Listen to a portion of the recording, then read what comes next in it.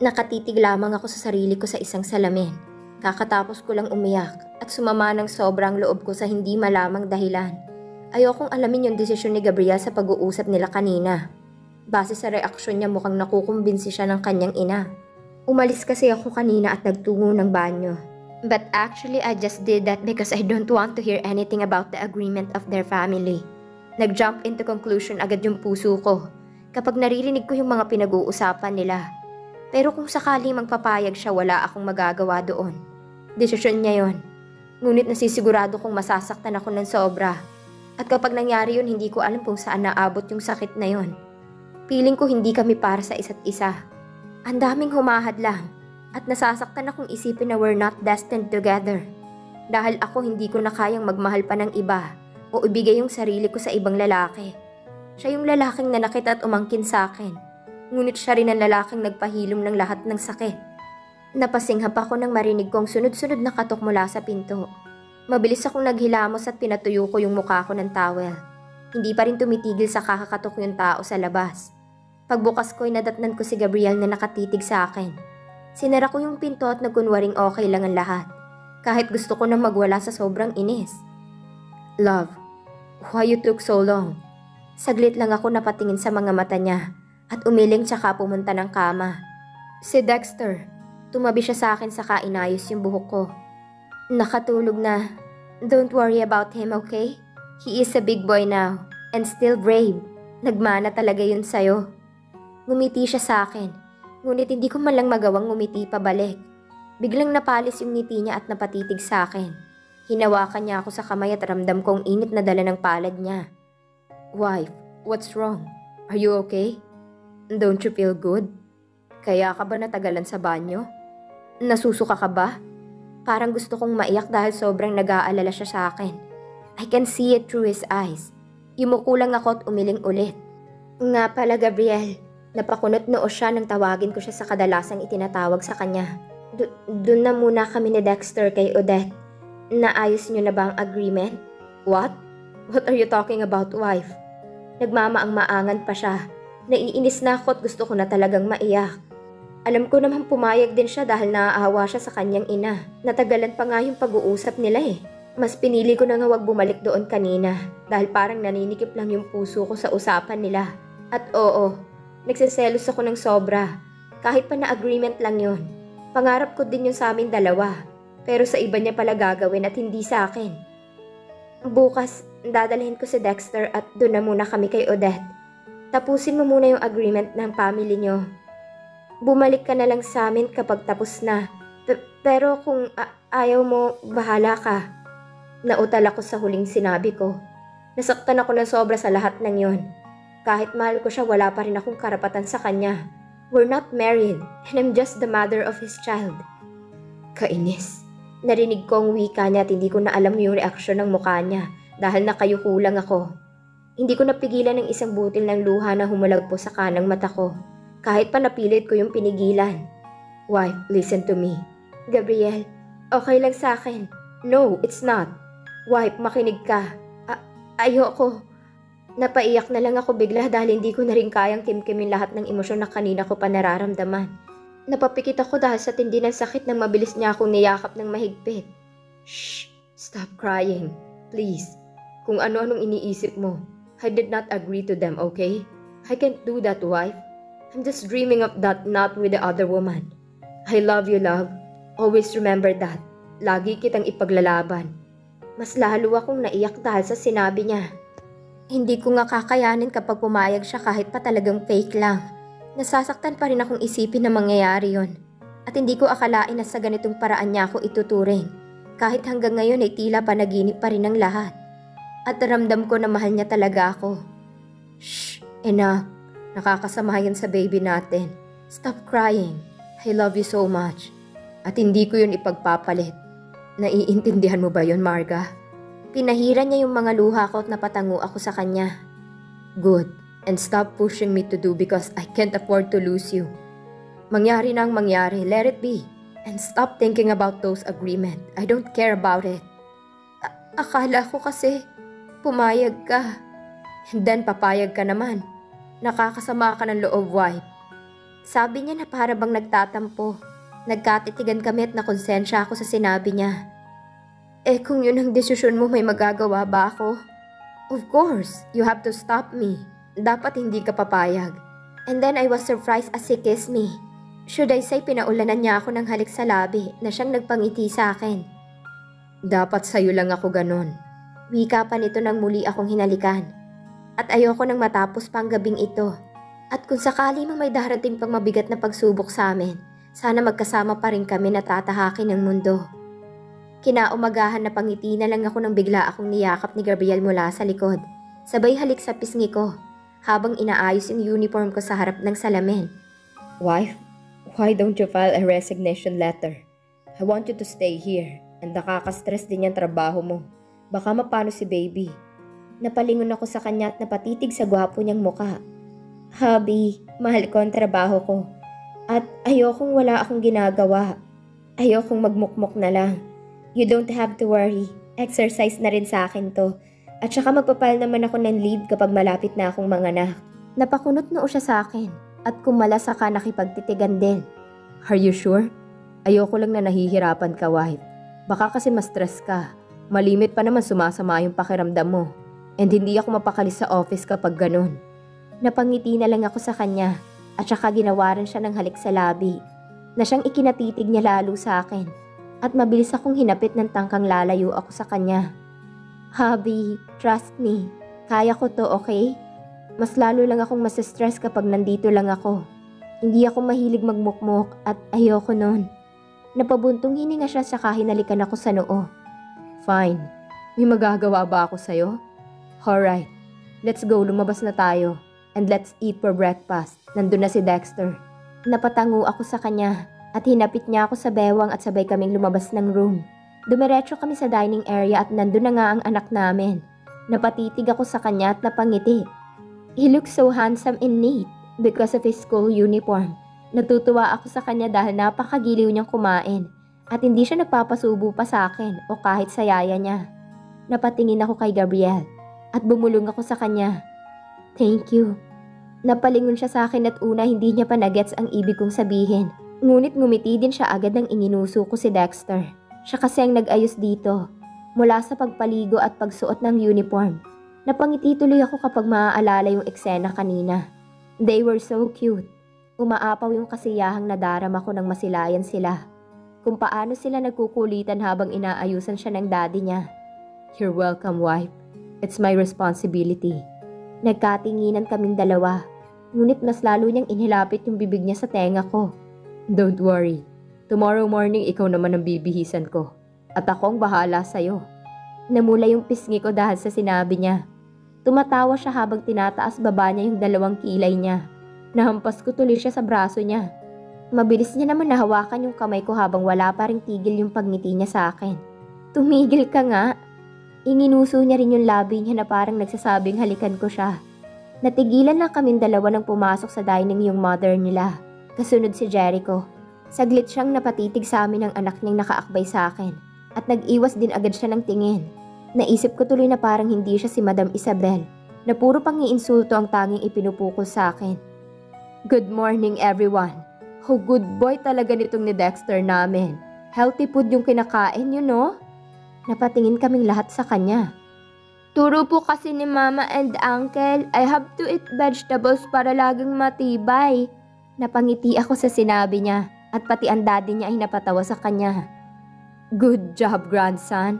Galingan mo sa school. May gift ka kay grandma kapag perfect yung test mo. Yes, I will, grandma. After nun ay tahimik lang din kaming kumain. Tahimik lang din ako nakikinig sa mga usapang pang business. After nun ay nag-ayos na ako ng sarili. Bago ko kinuha yung bag ko sa loob. Pero bago pa ako makarating sa sala ay narinig kong usapan nila kaya natigilan ako. Son, I'm still hoping for your cooperation. Think about it. And pag-usapan yung dalawa baka papayag naman siya. Because this is not really a true wedding. How many times do I have to tell you, Mom? Papayag man si Marga o hindi ay ayoko pa rin. I don't want to hurt her because I can't afford again for seeing her in pain. Please find another way and I'm willing to help. Napatitig lamang ako sa kanilang dalawa at parang ayokong lumabas sa kinatatayuan ko. God, Gabriel, ano pang nangyayari sa'yo? Hindi ka naman ganyan dati. Son, this is for the sake of your dad's property. Nangako tayo sa kanya noon. Please don't forget your promises. Ayokong mangako, Mom. Let's drop this. Not right now. Marami akong iniisip. Isa na doon ang paghahanap kay Trina. My staffs called me earlier na hindi pa rin nila ito matrack. At hindi ako papayag na hindi siya magbabayad sa akin. She done too much damage since a years ago. But I'm thankful pa rin dahil ginawa niya yon. Because if she didn't, I never met Marga. Napakabog yung dibdib ko dahil sa sinabi niya.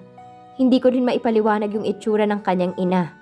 Kaya kahit ngayon ay hindi ko pa rin magawang magpatuloy sa paglalakad. Fine, wala na akong pakialam pa sa kung ano man ang gusto mong gawin, Gabriel. But please, ito lang ang pinagmamakaawa ko sa'yo. Sabayan mo muna ang agreement. And after that, you're free. You know what, Mom? I can't understand why do I have to do that. Alam naman nilang matagal na kaming hiwalay ni Jana, right? What for? Because agreement is an agreement. Pero pikein lang natin para masalba ang lahat. Alam mo naman si Don Arturo. Natahimik siya bigla at napatitig lang sa ina. At hindi ko alam ba't ako kinabahan. I'll think about it, but not now. Yun lang ang nasabi ni Gabriel. Ngunit nagdulot sa akin ng libo-libong sakit. Anong pag-iisipan niya? Napakasalan si Jana? At bakit niya pa pag-iisipan? Akala ko ba buo na ang pasya niyang hindi niya nagagawin yon? Parang gusto kong maiyak dahil sa sinabi niya.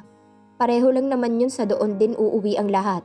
Dahil nga pag-iisipan niya nga daw, hindi ba? Kumilos ang mga paa ko at naglakad patungo sa kanila. Napatingin sila sa akin at saka inabot niya yung bag na dala ko. We're going, Mom. Nagkatitigan kami ng ina niya. At ang totoo na iinis ako sa kanya. At pati na rin sa anak niya. Aalis na kami, Madam. Sabi ko at walang lingon na nauna nang lumabas. Wife, what's wrong? Nakatitig na tanong ni Gabriel nang pinagbuksan niya ako ng pinto ng kotse. Really? Tatanungin niya pa ako kung anong mali? Kainis siya. Mama, baka malate na tayo. Bigla namang tanong ni Dexter sa akin nang makaupo ako sa passenger seat. Don't worry, 8 pa yung class mo, anak. Panay lingon ng ama niya sa akin. At ang sarap niyang singhalan na para maalala niya lahat ng ipinangako niya sa akin. Wife, talk to me. Mahinang sabi niya habang nagdadrive. Gusto kong maiyak pero sino ba talaga ako para pigilan siya? Gusto ko ring isumbat yun sa kanya. Pero mas pinili kong manahimik. Dahil gusto ko ay siya mismong magsabi sa akin kung ano ba talaga ang desisyon niya. Kahit pa na masakit sa akin, makikinig pa rin ako.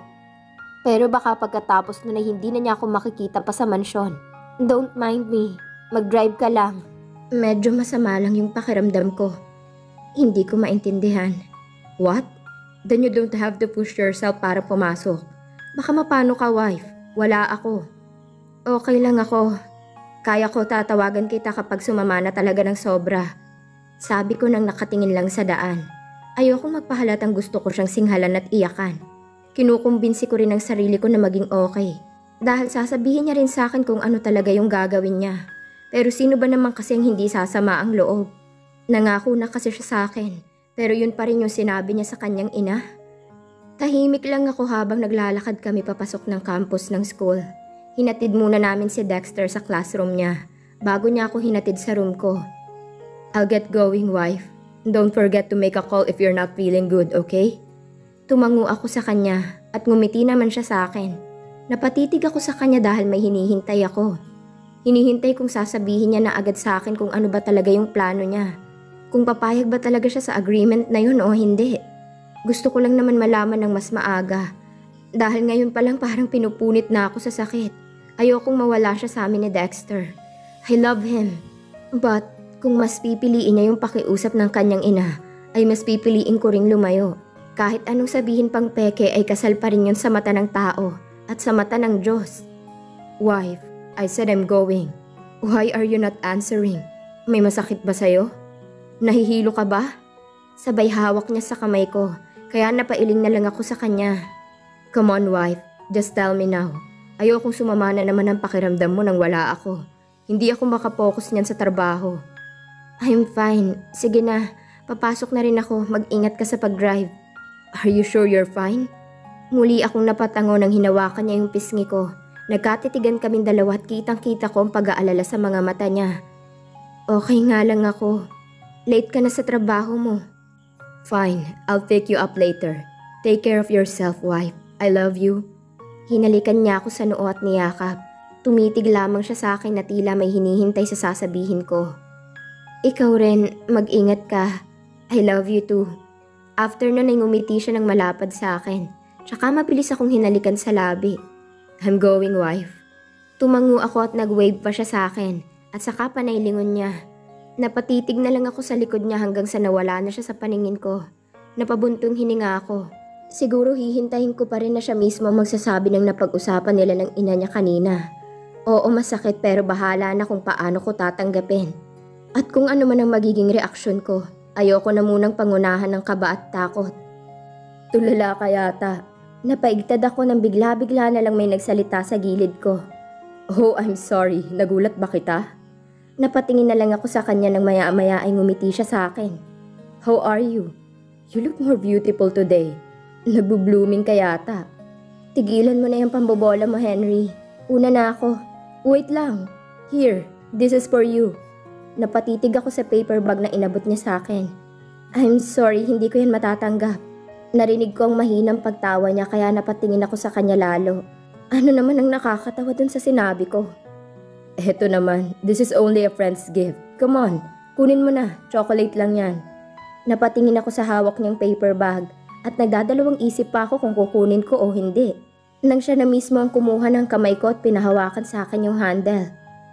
Bakit mo ako binigyan ng ganito? Ngumiti ulit siya sa akin at inilagay ang mga kamay sa bulsa. Ang dami mong tanong, ma'am. Basta gift ko lang yan. It's not a big deal anyway. Kaya sige na, pumasok ka na, malilate ka na. Aalis na rin ako. Bye. At mabilis siyang tumalikod sa akin at naglakad. Salamat. Maya-maya ay lumingon siya at ngumiti. Tas muling naglakad paalis. Pumasok ako ng faculty room na nasa kabila lang malapit sa room ng mga students ko. Binuksan ko yung paper bag at may box sa loob. Na-curious ako kaya binuksan ko rin ito. Chocolate nga. Kumagat ako ng isa at natakam ako dahil sa sarap. Binasa ko yung pangalan at hindi ko namalayan ang dami na pala ng nakain ko. Meron pang natira at uminom na lang ako ng tubig. Pagpasok ko ng classroom ay nag-ingay yung mga students ko. Meron kasing bouquet ng bulaklak na nakapatong sa ibabaw ng table ko. Rose na kulay puti. Class? Sinong naglagay nito dito? Lahat sila ay walang alam dahil pagpasok daw nila ay meron ng nakalagay na bulaklak sa ibabaw ng table. Binasa ko yung note. Take care of yourself, love. Napakabog yung dibdib ko at hindi ko namalayan ay napangiti ako. Napaisip tuloy ako kung paano niya nailagay yung bulaklak dito. Magkasama naman kami kanina papasok ng school hanggang sa umalis siya. Sa bagay wala namang imposible sa kanya kapag gusto niyang gawin ng isang bagay. That billionaire. Pwede rin naman niyang iabot sa akin, but I admit that I felt so happy. Gusto ko tuloy siyang tawagan at magpa-thank you, pero mamaya na lang. Hindi ko alam kung bakit tila napuno ng magandang mood yung umaga ko. Kinikilig ako at natuwa dahil sa bulaklak na ibinigay ni Gabriel. Iba pa din pala kapag surprised, dahil talagang mag-uumapaw yung tuwa mo. Muntik pa tuloy sumama yung loob ko sa kanya kanina dahil akala ko may tinatago siya sa akin. Siguro nasaktan lang talaga ako dahil sa mga naiisip ko. And at the same time natatakot. Yes, I admit that I have these fears and lots of what-ifs. Pero alam kong dapat magtiwala ako sa kanya. Nang mag-lunch ay pinuntahan ko si Dexter at sabay kaming kumain. Nang uwian ay hinintay namin yung daddy niya dahil dadaanan niya kami galing sa office niya. Bit-bit ko pa rin yung bouquet na ibinigay niya. Natawa nga ako sa reaksyon ni Dexter nang tanungin ako kung kanino galing. Napapalakpak pa siya nang sabihin kong surprise ng daddy niya. Nasa car park kami nang may kumikinang na kotseng tumigil sa harap namin. Daddy! Hinalikan siya ng dad niya at saka kinarga pero parang kapwa kaming nagulat. Napatitig siya sa bitbit kong bouquet at napatitig din ako sa bitbit niyang bouquet. Bakit dalawa? Kailangan ba talagang dalawang bouquet sa isang araw?